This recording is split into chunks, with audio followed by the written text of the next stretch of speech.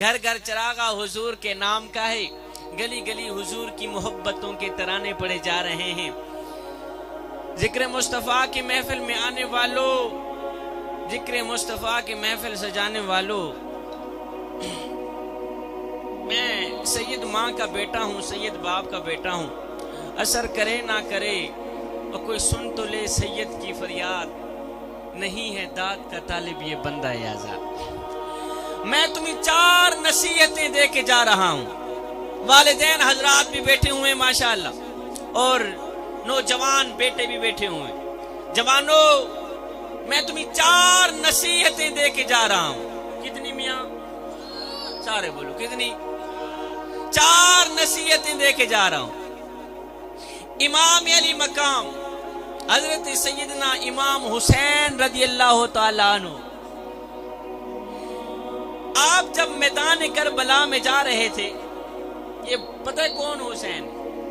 ये नवासा रसूल है, जिसको मेरे करीम नबी पत्नी दिन में कई मर्तबा चूमा करते थे। किबला सैयद बादशाह इमाम अली मकाम इमाम हुसैन रज़ी अल्लाह तआला अन्हु, आप जब मैदान करबला में जा रहे थे तो आपने अपने बेटे हजरत सैयदना ज़ैनुल आबिदीन को बुलाया, बेटे इधर आओ। बेटा आ गया। जी अब्बा हुजूर। बेटे, मैं तुम्हें जाते जाते 4 नसीहतें दे के जा रहा हूं। कितनी मियाँ? भूलना नहीं है 4 नसीहत, दिल के कानों से सुनिए। बेटे 4 नसीहतें दे के जा रहा हूं। अब्बा जी इरशाद फरमाए।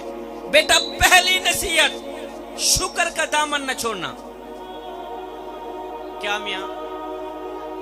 अब्बा जी दूसरी नसीहत। कहा बेटे दूसरी नसीहत, सब्र का दामन न छोड़ना।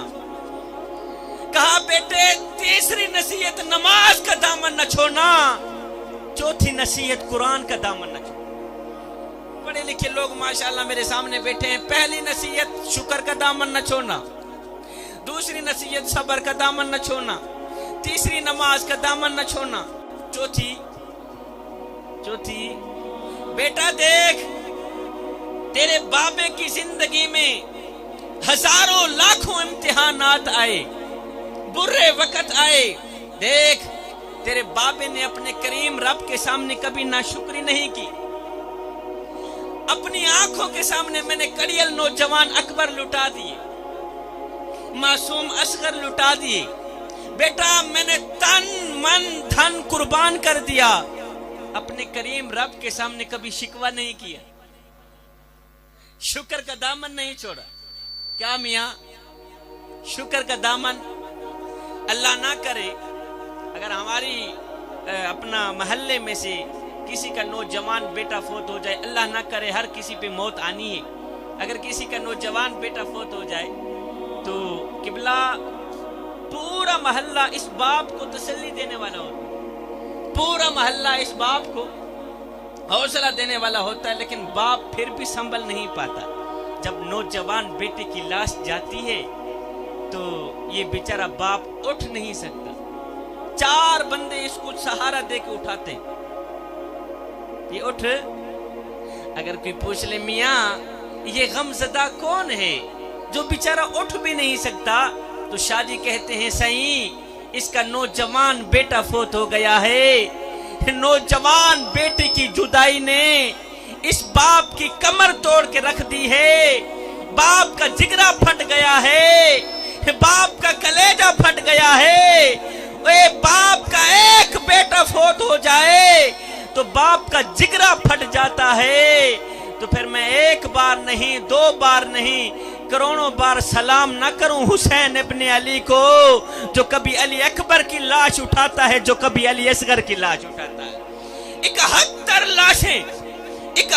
लाशें उठाने के बाद भी ये नहीं कहता कि मेरा जिगरा फट गया है, ये नहीं कहता कि मेरी कमर टूट गई है। ना मियां ना, 71 लाशें उठाने के बाद भी बड़ी हिम्मत के साथ, बड़े वकार के साथ यजीद का सामना करता है और कहता है यजीदियो, तुमने क्या समझ रखा है कि 71 लाशें उठाने के बाद क्या हुसैन की कमर टूट गई होगी? क्या हुसैन का जिगरा फट गया होगा? क्या हुसैन का सर क्या होगा?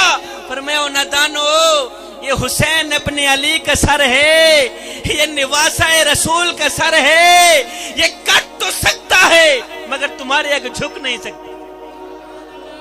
बेटा देख, तेरे बाबे की जिंदगी में बड़े बड़े इम्तिहान आता है, बड़े बड़े आजमाइशी, लेकिन तेरे बाबे ने कभी ना शुक्री। बेटा शुक्र का दामन क्या बेटा, जवानों बेट बोलो ना। आप कहते होंगे शाह जी ये आप क्या कह रहे हैं, क्या मौला हुसैन ने शुक्र पढ़ा था, क्या आज हम शुक्र नहीं पढ़ते? जी जी हम भी शुक्र पढ़ते हैं जब कोई लॉटरी निकल आती। जी क्यों नहीं पढ़ते, हम भी शुक्र पढ़ते हैं, करते हैं जबकि कुरानदाजी में मोटरसाइकिल निकल आती। हम भी शुक्र पढ़ते हैं जब बीवी खबर देती है कि पेट में अल्हम्दुलिल्लाह इस दफा बच्चा है, बेटा है, फिर तो शुक्र अल्हम्दुलिल्लाह। मालिक तेरा लाख लाख शुक्र है। जब अचानक खबर मिलती है बेटा नहीं पैदा हुआ, बेटी पैदा हुई, फिर हम मारे गए, फिर हम शुक्र करते हैं मियां। तब जब बेटी की जगह बेटा पैदा हो हम भी शुक्र पढ़ते हैं, क्यों नहीं पढ़ते?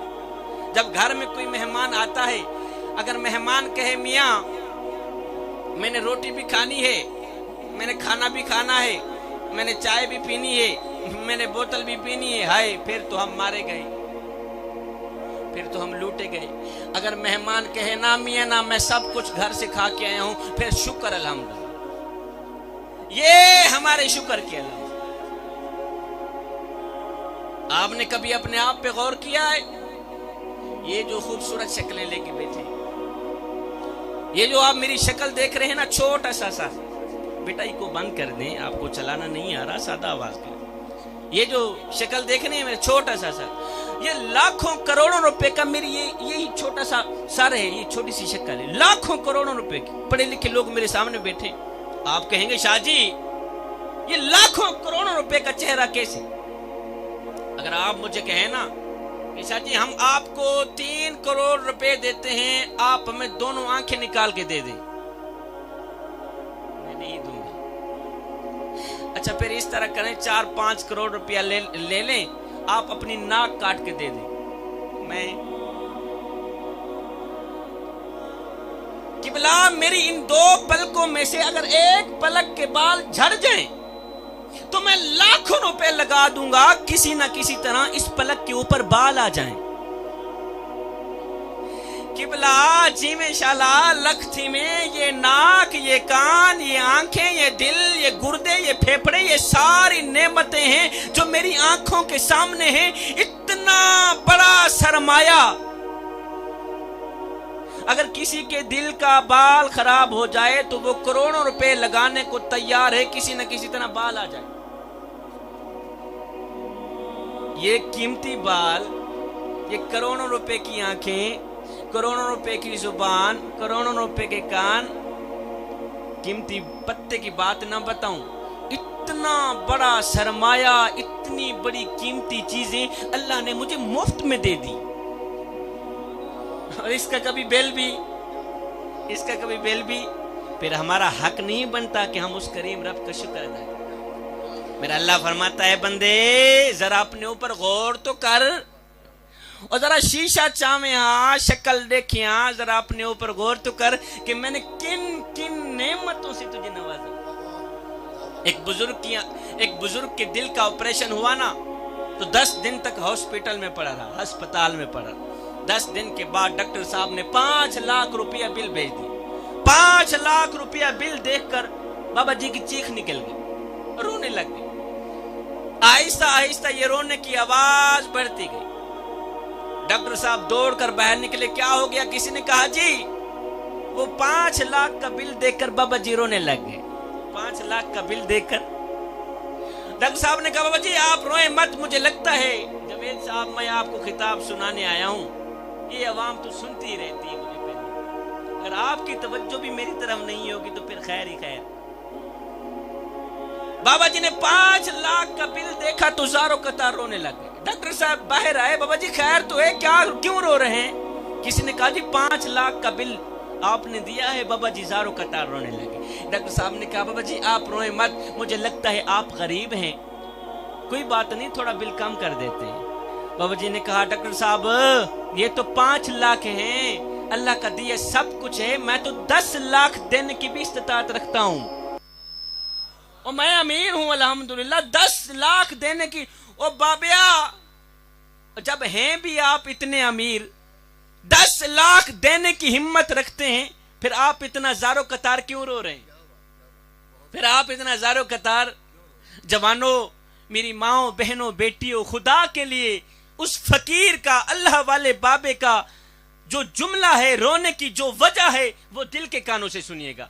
जब डॉक्टर साहब ने कहा बाबा जी जब आप 10 लाख देने की हिम्मत रखते हैं, जब आप इतने बड़े अमीर हैं, तो फिर आप 5 लाख का बिल देखकर ज़ारो कतार क्यों रो रहे हैं?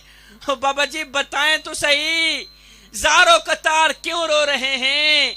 ये सुनकर उस फकीर की चीख निकल गई। बाबा जी रो कर कहने लगा डॉक्टर साहब 5 लाख का बिल देखकर रो इसलिए रहा हूं कि मैं सोच रहा हूं कि तूने 10 दिन तक मेरे दिल की रखवाली की है, बिल 5 लाख रुपया मांग लिया है। अफसोस कि जिस मालिक ने सारी जिंदगी मेरे दिल की रखवाली की है, उसका तो शुक्रिया भी अदा नहीं कर सका।